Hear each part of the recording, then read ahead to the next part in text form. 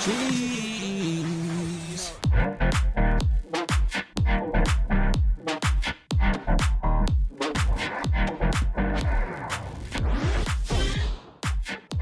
All right, welcome back to That's Some Cheese, part of the Vendetta Sports Podcast Network. Today is January 29th, 2021, and we have special guest joining us today, Adam Krieger. I think I said his last name correct. Yep.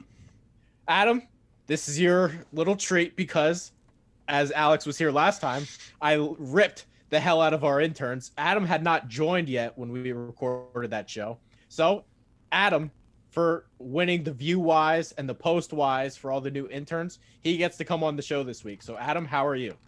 I'm doing well. Thanks for having me, Trey. When we first worked this out, you told me I hope I like that some cheese. So I quickly watched them, and boy, oh boy, was I was fired up after the most recent episode before this one. You got everyone going. I messaged you. I was like, when did you record this? I had to make sure you weren't talking about me.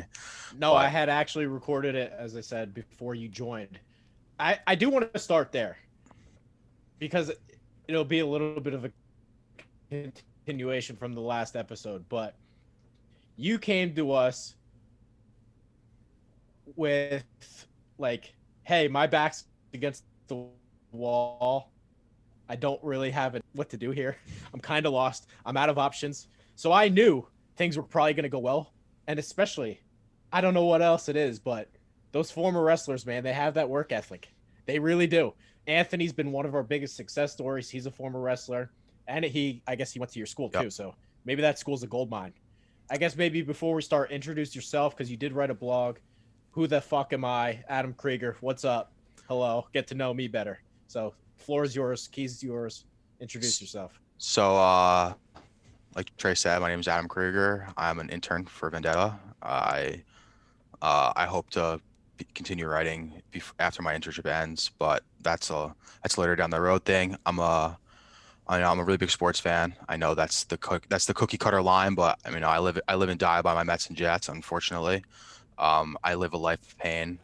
Like you said, I'm a former wrestler, and I think that's kind of shaped me in the way my work ethic and what I do. I'm a silent leader, I feel like. So I want to I do what I do, get in, get out, just do what's best for the company, I think. And so I just started writing, and I just haven't stopped. Yeah. So we have first, we have two big storylines going on in the site right now. So let's address those. Number one, and this isn't something that's going to change. This is just a core belief of the company that I've built and the vision that I have for it. I do not keep things internal here. It's just the way it's always going to be. If I was, again, I originally went to school for econ. I wanted to work in a baseball or football front office. I wanted to work up to be a GM. If I was doing that role, nothing would get leaked unless I wanted it to get leaked to mess with the media. I work in the media, so everything gets leaked. Everything gets leaked. Nothing is out there because I don't want it to be out there. Everything's out there. When we have our office, every single thing will be filmed. It will be a nonstop 24/7 reality TV show. There will be cameras everywhere. You will be able to watch us live streaming The Office on YouTube. Everything will be live. So I don't know what people expect out of this company. I've pretty much made it clear. This is sports that is unfiltered. Everything's out there in the open. You want to know the backstory of the company? It's the floor is yours. I don't know really what else to say about it, but Vendetta was created so that it can be different, so that all the dirty laundry can be aired. Yeah, I mean, to me personally, I love that. It holds me. I feel like it holds everyone a little bit more accountable, and you have to put your best foot forward at all times. And it's gonna suck the first time I'm in a shitty spot on camera or something. It's the first time you shit on me in the website, but I understand that it's your site. You run it the way you want to run it. I mean, personally, I like it this way, but I know others don't. But like I said, it's your site. You get to see how you run it best. It's your podcast. You can just say whatever the fuck you want, and that's the type of person I want to work for. Number two, and there's never a bad time to talk about this. Not every single word is going to be used the way that it should be. I've dealt with mental health issues. I'm not going to dive into that, but the word insane asylum, I've used it before. If that's a word that should not be used in terms of questioning someone's sports take, that is news to me. But we can maybe put that on a poll for the new Twitter account we got going on. Is that a word that can describe a sports opinion? I think why not? But everyone's got their own issues going on. Everyone's got their thin skin. Everyone's got their weak point, and so I guess some people don't fuck with that. I don't know. I think it's fine. I've used it before. I probably will use it again. Maybe just not as frequently anymore. Who the hell knows? Alex, let's hear your opinion on this. Actually, I'll let the producer get some airtime. I mean, yeah. Look, like I think that's just it's all part of arguing about sports and like that kind of nature. And also, you were just saying about how this how Vendetta runs and the background of it. So I feel like it's almost on that dirty laundry type thing. So why not attest to the dirty laundry? Yeah, again, I'm not going to say who it was or whatever, but to me, it's always been acceptable to say someone is crazy for an opinion or someone is being insane about an opinion or being irrational about a sports opinion. We're here to debate. So if there's a better way to go about it, I'm fine with that. But at the end of the day, words are not every joke's going to land. So, going off that, it is what it is. Sorry to interrupt, but like I said, I've only been here for a week. This is Friday. I started on Monday, but guy's been in here for a fucking week, and it's already the circus. I'm still on my first cup of coffee here. But let's play the circus music. I don't know. Maybe it was just because I'm a little bit different than everyone else, but I immediately started researching, and I found your State of the Union, and that was what from year 3, and that was what kicked me off and inspired me to write my "Who the fuck am I" post. And I don't know. I read the Slack and I got the vibe of what everything is going on, and I didn't think it was that hard to figure out that this is like an unfiltered, do as you please, say as you want type site. If people can't handle that, yeah. And the biggest misconception is they can rip me all they want. People in the past have ripped me. My name has been dragged through the mud in posts, and a lot of companies wouldn't be like, "Oh, you can't do that." But I frequently encourage people to rip me in articles or to rip me in videos. So it's not just me being the bad guy here.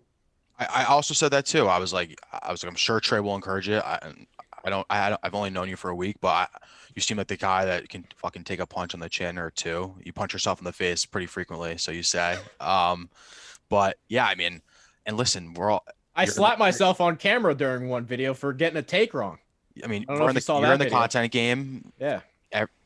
That shit drives clicks. It drives attention. I know. I mean, I was fucking tuned into the Slack today. I thought, I was ready to go. It was my entertainment for the day. I'm locked up for a little bit. So really what I needed to get me going. It's podcast inspiration, so to speak. Yeah, and producer Alex had a good idea, so I'll jump into this next. The backstory behind Vendetta. So, as most people know by now, I'm a little bit of a crazy person. I have a bunch of screws loose up in the head. And when I was starting to get into the media business, I worked for 3 different places, and I never really felt like something fit me because I'm the type of person that holds on the grudges and very revengeful and angry all the time. And my favorite movie is The Godfather. And they always have this saying where, they have vendettas against people. And my vendetta is against the entire sports world, where I don't think sports is being covered correctly. I think everything is watered down and cookie cutter. I think there's a better way to do things. So this site was created because it's a big, pretty much FU to every other company that exists, that there's a space for this sort of platform that we've kind of built here. So that's kind of the idea behind it. And it comes from an Italian root, which is what I am. Hell yeah. I love the Italians. I'm a half Italian. I'm an Italian Jew, so I'm half a rare too. combo.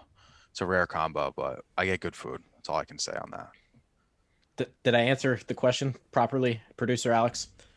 Do I need to expand more? No, that was good. That was good. I mean, we talked about the background on the name That's Some Cheese last week or Monday, so to get the double whammy on Friday on Vendetta was icing on the cake. Sweet. All right, let's start the show here, actually. Now, most of Adam's new posts have been about the stock market, and my brain is such a mess. I can't even follow things. Last night, I was so overworked, I couldn't even read. Everything looked like it was in a different language to me. So just explain the stock market to me like I'm 5 years old. That's my angle to it. I'm 5 years old. I don't know anything that's going on. Help me understand what's happening. All right. So, and if you haven't checked out Anthony's emergency press conference, go watch that. Yeah, can we edit that in somehow? Anthony just losing it for like 15 seconds. It was awesome. But so if you haven't watched that, go check it out. It's on our YouTube page. Go make sure you subscribe. But also, so the idea behind like the big revolution going on is hedge funds, which are, you know, the richest people, and they mostly have controlled the stock market for years and years. All their trades are public for the most part. I think almost all of it, but I can't be certain. So someone on Reddit, Wall Street Bets, found that all the hedge funds are shorting GameStop, AMC, like the industries that aren't doing well because of the shutdown. You know, in New York, you haven't been able to go to a movie since March, and GameStop has been dying way before this anyway. But so hedge funds short that, which means that pretty much in layman's terms is that they think that it's gonna fail, and they think that the stock price is gonna go down a shit ton. So they shorted it. Wall Street Bets picked it up. They just pretty much started everyone pumping it up, buying GameStop, buying AMC, and there's a few other stocks that go along with that. And so what that does is when you short a stock, there's literally infinite money you could lose. So these hedge funds don't have a bottom line. You know, one of them literally completely went bankrupt, Melvin Capital, in the past week because everyone was just buying the fuck out of GameStop. So their losses were infinite. So recently, in the last few days, Robinhood, which is like the easiest user-friendly way to buy and sell stocks for people like me, they stopped allowing people to buy AMC, GameStop, and more stocks like that. That literally drove the world nuts. And the reason that they stopped doing that is because their investors are part of those hedge funds, and they were losing millions and millions of dollars literally an hour. So they had to cut it off and try and stop the bleeding a little bit. Twitter literally went up in arms, and that's kind of where we're at now. I'm actually proud of the human race. I'm proud of the human race. I for the most part, I genuinely have a dislike towards people. This is one of those moments where I'm actually proud of people. And from what you're explaining it, think about this from like a biological standpoint. Let's just say like all the tigers just like lived off of one apple tree. That's just probably an analogy. But let's just say one tiger controlled 99% of the apples, and all the other tigers were just starving and were dead. That wouldn't last. That dude would get attacked. We're the only people in society that's like, hey, 1% of the people control 99% of the money. Yeah, I can sleep at night. I'm okay with that. It's about goddamn time that somebody did something, right? Yeah, I mean, and it's great for, you know, the common folk and the Twitter traders and the Reddit people, because, you know, it's their big FU to the people that have controlling the industry for years. You know, I was watching something on CNBC or one of those channels, and one of the guys came on and was like, these hedge funds have been shorting these companies and literally making them bankrupt for years and years and years. It's fine, like, and we've never stopped trading on them before. We never stopped allowing them to short companies. So what the hell changed now? And it's a good thing. Listen, GameStop's been dead. I don't know why they happen to choose it now. You know, no one really buys hard copies of this anymore. I do. I actually do too, but I do. I know buy everything hard copy. Most Everything. people haven't been doing that in a while. So, you know, these next gen consoles have infinite storage. You just buy them on there. So it's been something that's been tailing off for a while, but yeah, I don't know, the common folk did not like them trying it down. They went crazy.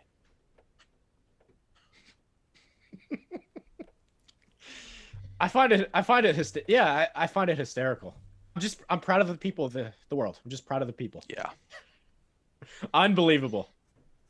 I'm not really into stocks, but I've always kind of wanted to be. I just don't feel like I'm intelligent enough to do it. I never really was either, and I always knew what was going on, like had an idea, and you would hear in the days when the market was doing horribly. Like remember being in school in 2008 when we had our like gigantic recession, or whatever year that was, and like kids that were next to me were in 2008, I was 11 years old. I'm in sixth grade, and people were like, "Oh my God, like the world is ending. Like everyone's losing millions and millions of dollars." And like kind of from that point on, I had like an eye on it, but I didn't really get too big into it until March when Robinhood blew up.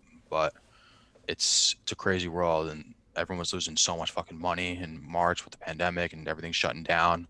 It was a good time to get in, and so I keep my eye on it now. I have some, I think I know what I'm talking about a little bit, just as much as anyone else does.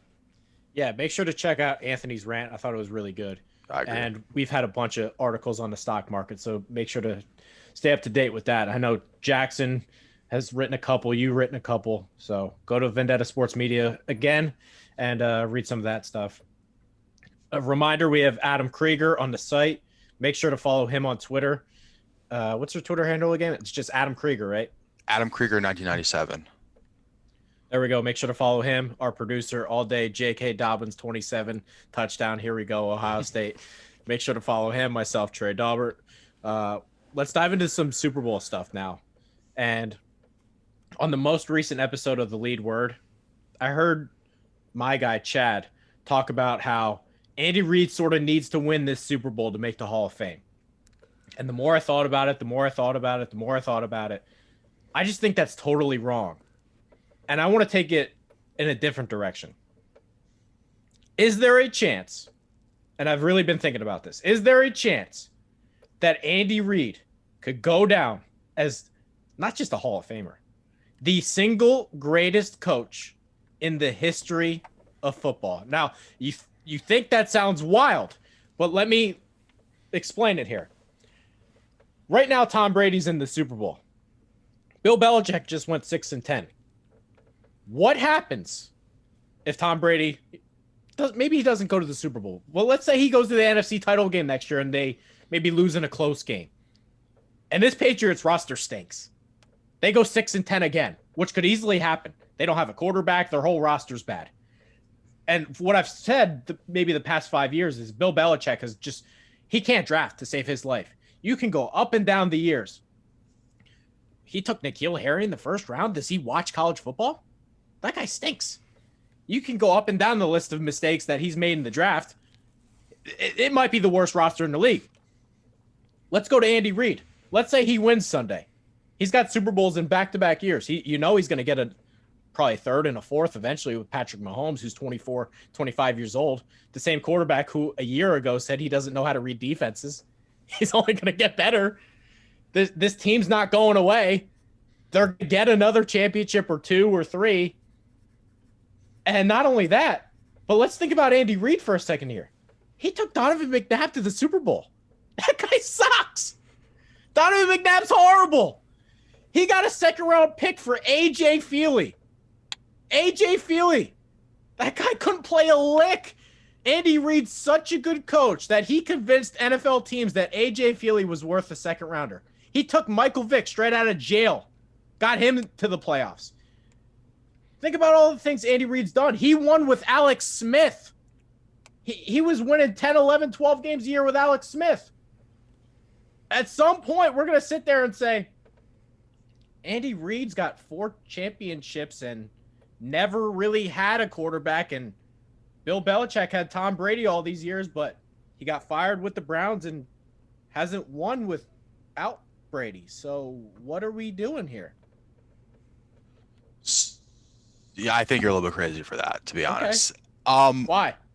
Well, first of all, you're putting Belichick and Brady together, which I think is obviously the natural way to do it. But Andy Reid hasn't won without Patrick Mahomes, and Patrick Mahomes is the next generation of quarterback. He is the guy. He's going to be the next.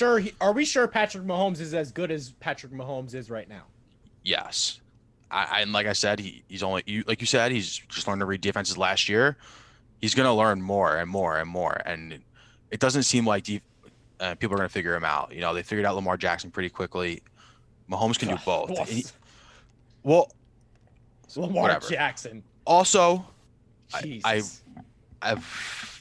I'm a Jets fan, so I've lived the misery of getting my shit kicked in by Bill Belichick and the Patriots for the last God knows how long. And I would say you could have this conversation in 2 more years if Mahomes goes back to back to back. And that can't happen? No, it can happen. I'm not saying it won't, but you can't put Andy Reid above Bill Belichick until he gets half of his Super Bowl rings. And Reid hosted back-to-back championship games with the Eagles and now with the Chiefs, and he's only with Donovan McNabb though. That guy's horrible. Do we understand how bad Donovan McNabb was? Probably not, if I'm being completely honest. His first year out of Philadelphia. Please look up Donovan McNabb's stats in Washington. And I know for a fact, I think their coach was Mike Shanahan. And then tell me how old he was. So he's not, Mike Shanahan's not a bad coach. I believe he was 34. As a quarterback, you should have plenty left at 34. Let's think about this for Andy Reid. Who's the best coach ever off a bye? It's Andy Reid. You give that guy time to prepare, he just doesn't lose. It doesn't matter who he has. That's coaching. And another thing with Mahomes, we just think that, oh, Mahomes is just great. He was the 11th pick in the draft. If he was this surefire thing coming out, he would have been the first pick and nobody would have thought twice about it. At Texas Tech, that guy was a mess. He was all over the place. And I compared him to, I use this term a lot for quarterbacks. It's called the wild card guys. Patrick Mahomes was no sure thing. If he winds up at the Jets, he's not close to this good. We're talking about a guy, he fully admitted he doesn't know how to read defenses. You don't get away with that at the Jets. You get away with that with Andy Reid calling up plays. But with that same token, they took, Patriots took Brady in, 7th round. No one thought he was going to be anything. Belichick molded him and got him to the quarterback he is. Belichick's fantastic. I'm not taking anything away from him. But there's going to be a point where, what if they're bad again next year? And then what if the Patriots are bad the following year? Because if you look at their roster, he's built them. I don't think he's had a good draft pick in 5 years. Their team stinks. They have nothing. Cam Newton went there, and I know Cam Newton's not the best guy in the world. But Cam couldn't even throw the ball 10 yards this year. 100%. But, his touchdown to interception ratio was horrendous. Even if you want to use Brady's 2019 year, what did he have? 24 touchdowns? And he throws 40-something with the Bucks? A lot of that has to do with Tampa Bay's got Mike Evans, Chris Godwin, Gronk, Cameron Brate, Scotty Miller would be the number 1 wide receiver in New England right now. I agree. Bill Belichick has turned that team into garbage because he controls all the roster moves. He's a fantastic head coach. I'll never take that away from him. But since he's taken over personnel, he's run that team into the ground. Yeah, I can't deny that. Their talent on paper this year was abysmal. Probably only team worse than that was the Jets. They drafted 2 tight ends in the 3rd round, and I don't think either had a catch this year. Well, Cam Newton couldn't throw the ball, so that was his quarterback this year. As far as but I don't know. I'm not a Patriots apologist. I actually pretty much hate them with every ounce of fiber I have in my body. Why isn't it a debate? Why can't it even be a debate? 1 Super Bowl to 6 Super Bowls, in my opinion, it's a non-starter. This week it could be 2. Okay, and then it's still 1/3 of the titles Belichick has, and it's not like you said. Andy Reid's been here before. Like he's an atrocious game manager. He really is. He doesn't know when to use his timeouts. You see him always carrying them with him. You think he'll get 4 in the second half. He does call the plays, which is I think a little bit, maybe a little nod towards Reid versus Belichick, because Bill's not calling offensive plays anymore. Andy is so creative. He's always creative. I'm not taking away his play calling ability. I just don't think that you could, in the year 2021 or even in the year 2023, if Andy Reid has 3 Super Bowls and Belichick has 6, then I'll give you the nod for Reid. But for now, it's got to be BB. Producer Alex, do you have those Donovan McNabb numbers? Yeah, so for the age question, for Adam and when they won the NFC Championship in 2003, 4, and 5, he was 27, 28, and 29.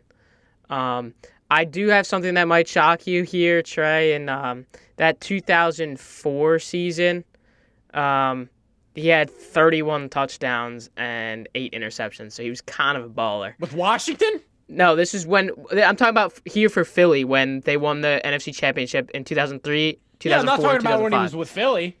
I'm talking about McNabb's numbers when he left Andy Reid right away. Yeah, in 2010, he was 34 years old, and he had 14 touchdowns and 15 interceptions. So there's just your comparison. That's what I'm saying. That's why I was saying that. So you get the NFC Championships in 3, 4, and 5. In 2004, 31 touchdowns.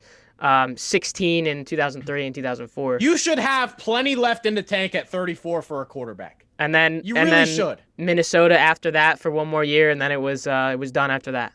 So 2 years after Andy. I don't think people understand the fact that Donovan McNabb legitimately could not play. If he's under any other coach in the league, I think he's out of the league in 5 years. Andy Reid single-handedly saved that guy's career. I honestly believe Donovan McNabb could not play a lick.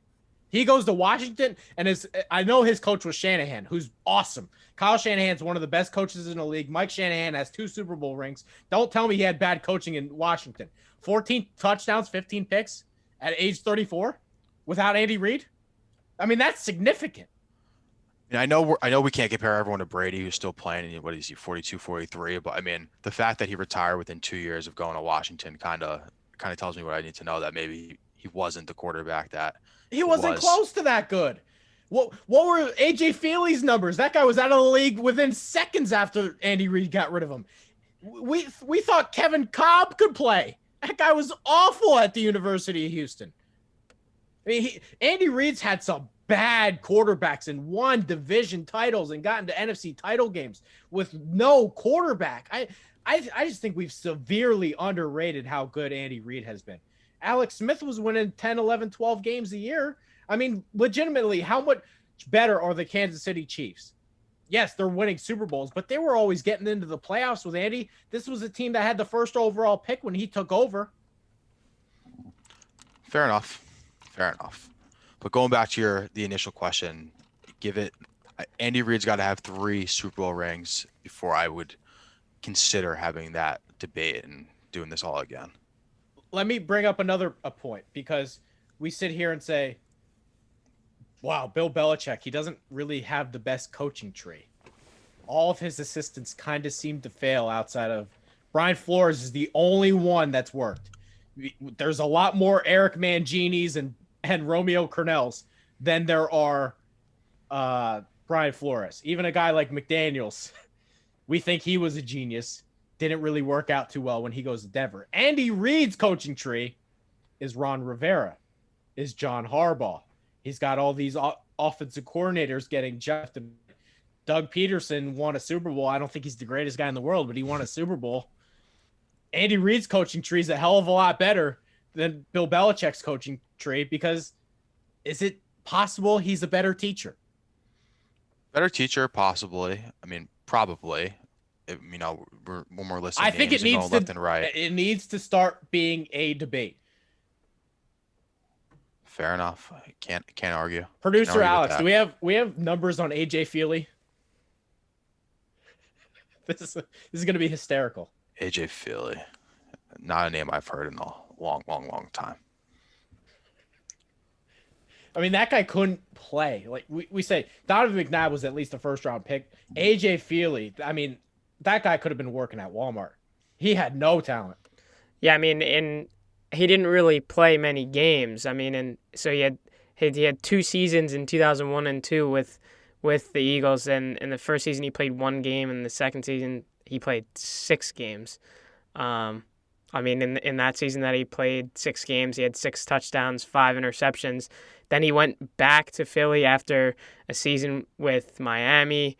And then he had 2 years with Philly again in 2006 and 2007, where he played 2 games and 3 games and 3 touchdowns and 5 touchdowns. So kind of a nobody. He got a second-round pick for him. Kind of a nobody. Better, And nobody better got a second GM. round pick for him. better GM. Jeff Garcia was Definitely. out there winning playoff games for Philadelphia. He had nothing. I don't know. I just think it's something to think about. Because we're going to get to a point with Belichick. We're going to really sit there and think. Because they have no talent. Like, they're awful. I don't know how they turn that thing around. They have no players. Yeah, I don't know how much draft capital they have, but they're gonna have to figure something out. And listen, probably, how much longer do you see Bill coaching for? I don't know, but if Brady gets to another or NFC title game or he gets to another Super Bowl and then Belichick just doesn't win, people are going to hold that against him, whether it's fair or not. Yeah, I mean, you got to win. That's for sure. I mean, Belichick's got the longest leash. He's earned the longest leash, but He's fantastic. I see him hanging it up before anything else happens. He before deserves gets all forced the out. credit in the world, but he's not perfect. His drafts are so bad. What? I'm sure you can find this list, Alex. I'm sorry for making you do all this shit, but can we get the list of wide receivers he's drafted? They have nobody. Julian Edelman's their biggest hit ever. And he's like, yeah, let's take a flyer on a college quarterback at Akron. They're college wide receivers. Chad Jackson, Aaron Dobson, Josh Boyce, and Keel Harry. They all suck. He can't draft anybody at the wide receiver position. Malcolm Mitchell. He's got 0 hits. But is wide receiver something you really want to invest your draft capital in? Or is that something you want He's to do? doing it. Well, I know he's doing it, but is it even that important? It should be. Buffalo got Stephon Diggs. Now Josh Allen's an MVP candidate. Well, that's because they traded for him, and Diggs was a developed receiver before he got there. Belichick could have made a trade for that. He's got nothing. Sorry, Alex. Do we have that list? Or Yeah, I got do you want me to this just move list. on? It's you'd be surprised because, like you guys were just talking about, N'Keal Harry, that was his only first round wide receiver draft pick. What about Chad Jackson? That's 2006 round 2, pick 36. So Okay. literally like right at the beginning of Close. that round. There's a lot of 7th rounds, a lot of 6th rounds. Has anyone heard of Jeremy Gallen, Aaron Dobson, Josh Boyce, Taylor Price? The only one I know that I think I might know on this list is Matthew Slater in 2008, Brandon Tate in Special 2009, but he Carolina actually guy. came before Edelman. Edelman was round 7 of 2009, and Brandon Tate was round 3 of 2009. Taylor Price, University of Ohio. 2010, round Right? 3. Yep, 2010. Josh Boyce, TCU. And it's just, Aaron Dobson, Marshall. I mean, we have another round 2 in 2002, Deion Branch. I mean, I'm just surprised that we're only seeing one first-round wide receiver. It's definitely something to think about. We're thinking. All I know is they're ranks. They have no players. He said, "We're There's a reason thinking." why Buffalo won the division this year. It's because Josh Allen's a better quarterback than Cam Newton. And Josh Allen and Buffalo's roster is a lot better. New England doesn't have a Stephon Diggs. New England doesn't even have a Dawson Knox. No, They don't don't. have anyone. They don't.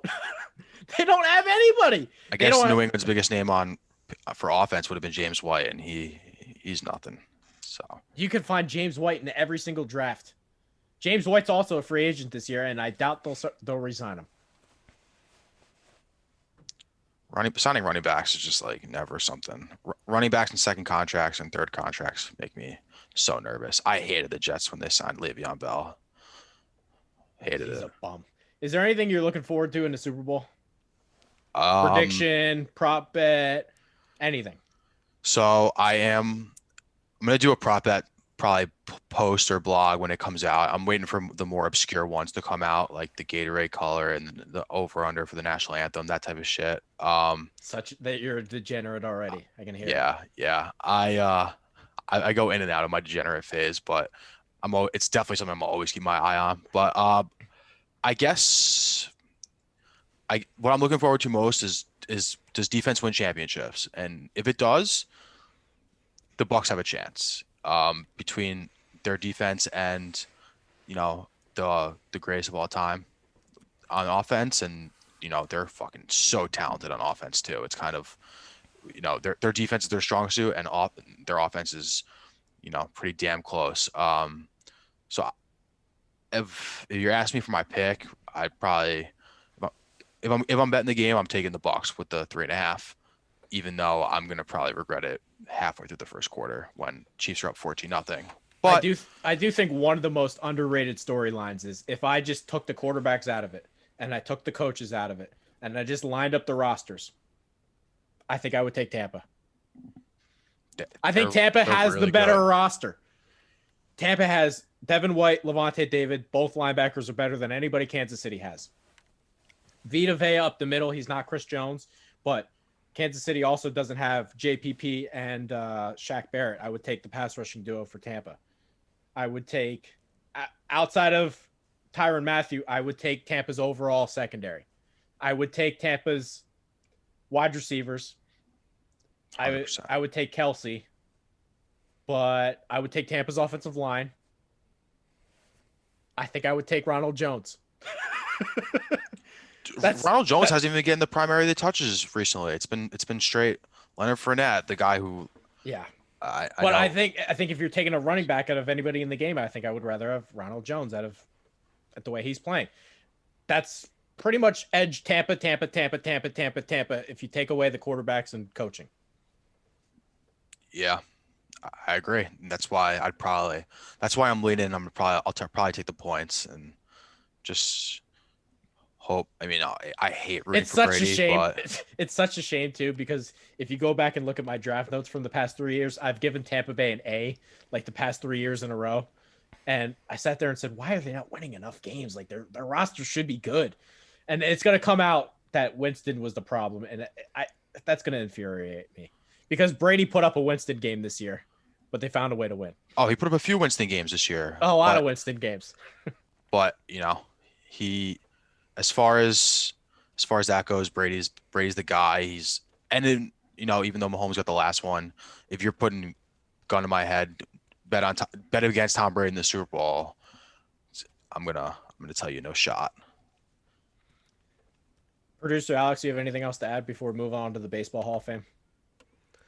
I think I'm probably, if I'm a betting man, I'm probably gonna bet on the Chiefs here.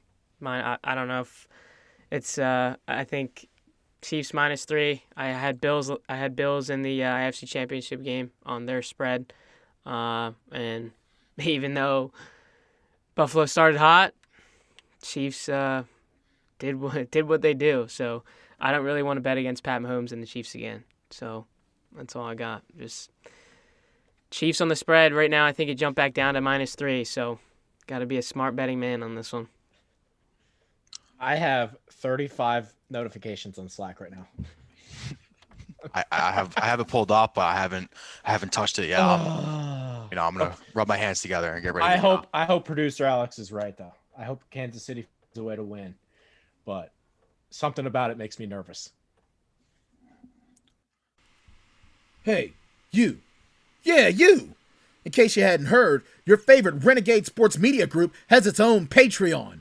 Go to patreon.com/Vendetta Sports Media to support our efforts to continuously bring you sports, gaming, and other media coverage as only we can. We've got 4 different membership tiers. For $3 a month, we'll give you a simple thank you on our Patreon site. For $6 a month, you get a thank you and you get to become a recruit in Jackson Law's Vendetta University Gaming Series. For $10 a month, you get everything from the previous tiers, a special thank you at the end of our videos, free access to our upcoming Discord chat, and a free koozie after 4 months. And then the big dog, $50 a month, gets you everything from the previous tiers, as well as opportunities for Fantasy League invites, stream gaming, possible invites to mock NFL and NBA draft sessions, a once-a-month Google Hangout, and after 4 months, a free t-shirt. Yeah! Go to patreon.com/Vendetta Sports Media and help us to improve our pledge to bring you the best sports, gaming, and other media coverage. All right, last topic of the day. Let's move on to the Baseball Hall of Fame. and this has always been sort of my take on it, and I know you wrote this post, so we'll link this in somewhere in the description, but my thing is all these guys should be in. Barry Bonds should be in. Curt Schilling should be in. Mark McGwire should be in. Roger Clemens should be in. Because the bottom line to me is, do we really know everybody in the Hall of Fame that took steroids? Because there's people that have gotten in that I can guarantee have taken steroids and never got caught. Do we know for a fact that we've caught every single person in the Hall of Fame? That every single person in the Hall of Fame is 100% squeaky clean? Because I know for a fact one person, Lenny Dykstra, just blatantly admitted to doing several bad things, and he's in. There was a story, maybe it was 2 years ago, he came out and said, yeah, I blackmailed umps so that they would give me better calls. You can't do that. He legit said he blackmailed umps to get better strike zone calls. He's in the Hall of Fame. We don't have a problem with that. That's like a federal offense. Nah, I don't know. How's that better than taking steroids? It's probably worse, honestly. We're sure we kept all the domestic violence people out of the Hall of Fame. We're positive that everybody that's in the Hall of Fame, squeaky clean, they never did a single bad thing. You know, that was kind of my biggest takeaway from, and if you read the article, that's gonna be linked down below. I don't get why the baseball writers are on such a fucking high horse. You know, I'm sure in 10 years, half of them are going to have a story come out, something similar where they did some fucked up shit. But as far as, from my opinion, and this the only thing that might be a little bit different is that it could be revisionist history, is that everyone thinks that everyone's on steroids now in that era. But like on paper, fundamentally, how are you going to have a top your number one leader in home runs not be in the Baseball Hall of Fame? It doesn't make sense to me. It like, and every single ounce of it just doesn't make sense. And I hate that, you know, everyone's in such a fucking PC, you know, mumbo jumbo, got to do the right thing. Like, whatever. You have your opinions about Curt Schilling or not, but Curt Schilling is a scumbag, but he should still be in. That's what I'm saying. Like, who, like, no one asked for your fucking moral opinions. You know, I don't know if you watch, but who's that guy, Tom Rinaldi, who just left ESPN to go to Fox? He put out a Twitter video where he was like, the self-important. It was disgusting. Like, the self-importance that some of these guys have is ridiculous. You know, as far as Clemens, Schilling, all those guys, they deserve to be in the Hall for sure. And, you know, Schilling removed himself from the ballot, whatever the hell that means. He said to not include him next year for what's his final year. But like, why do the baseball writers even have a vote? Why can't it just be players or a neutral party or something else? But baseball is, the last 15 years, is just shooting itself in the foot repeatedly and repeatedly with its fans and its marketing and how it goes about, you know, spreading the game. And this is just another major failure by the MLB and the BBWA, Baseball Writers Association. Yeah, isn't that the funniest thing? The guys that vote on the Hall of Fame can't spell baseball right. Yeah, it's gross. BB, baseball. No, Yep. buds, not right. I have two quick things on it, and then we can wrap up the show, because I know Alex is up my ass to end this thing. But I think we're forgetting the steroids guys saved the sport. Baseball was heading into the tank. Nobody was watching. These guys single-handedly brought viewership to the sport, and then we're going to demonize the same people that saved the sport. Can't do it. Won't have it. Doesn't make sense to me. And the other point I have on it is the entire history of baseball, the Black Sox, sign stealing, whatever you want to bring up, there's been cheaters everywhere. We don't know everybody that cheated. We don't. Same thing with the Astros. I don't care that they stole signs. I hope they keep doing it. Let them steal all the signs they want.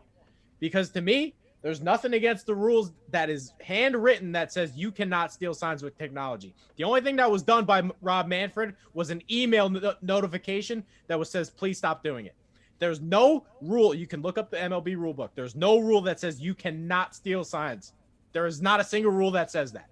So we have no idea who did in the past. There will be people that took steroids that will never be exposed. I don't understand how you can demonize the 1% of the guys that saved the sport because you don't feel right about it.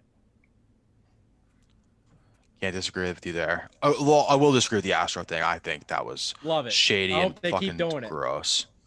Unless the Mets want to start doing it, and they hired Beltran for a cup of coffee and then sent him packing.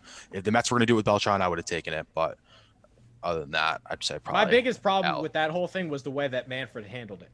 There's not a rule in the rule book that says you can't Manfred's the steal worst. signs. Manfred's just horrible. And not only that, he came out and said any player on that Astros team wouldn't be suspended, but then he suspended and pretty much fired Beltran, who was a player at the time. He was not a coach. So doesn't not make any sense. I hate Rob Manfred. I think he's destroying the sport, and that comes from a guy who loves baseball more than anything. Yeah, baseball's my number one. Baseball's my number one, and I agree. All right, I guess that'll do it for this episode of That's Some Cheese. Make sure to follow Adam Krieger, 1997 on Twitter. Our guy, I'm going to keep doing it. It's just too much fun. All day, J.K. Dobbins, AJ, 27, touchdown, Ohio State.